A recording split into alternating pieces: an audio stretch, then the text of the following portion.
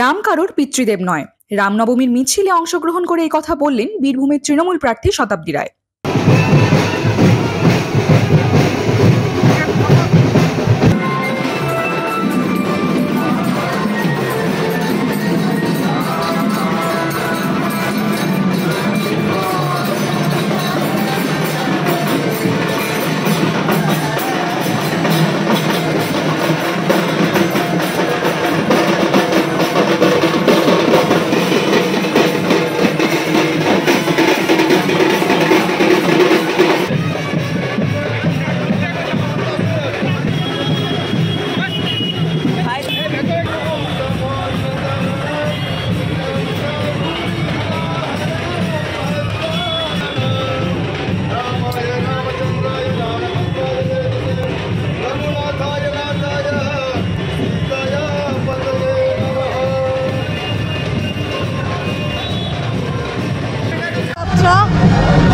এবং সবাই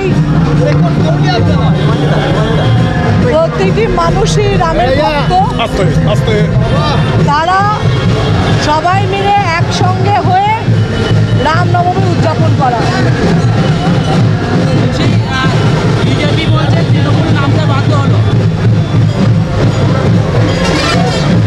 কারুর পিতৃদেবের, রাম কারুর পিতৃদেবের নয় না, তো রাম সবার। যা বাধ্য হলো, কিচ্ছের বাধ্যতা। আমি আমার ভগবানকে যদি পুজো করি, আমি যদি কোনো ঠাকুরকে মানি, বাধ্যবাধকতাকে যদি সবাই নিজেদের ভালোবাসা করে।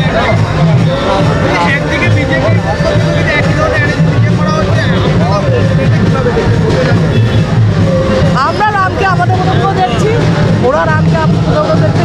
যে যার ঈশ্বর সবার, যে যেভাবে দেখে তার সেভাবে দেখুন। কোনো রুলস নেই যে এইভাবেই দেখতে হবে। এই এতগুলো মানুষের মধ্যে কেউ বাড়িতে পুজো করে, কেউ বাইরে পুজো করে, কেউ পণ্ডিত দিয়ে পুজো করে। যে যেরকমভাবে ঈশ্বরকে ভাবতে পারে, যে যেরকম ঈশ্বরকে মানতে পারে সেরকম, তার মধ্যে কোনো রুলস নেই। জয় শ্রীরামের স্লোগানের পরিবর্তে আপনি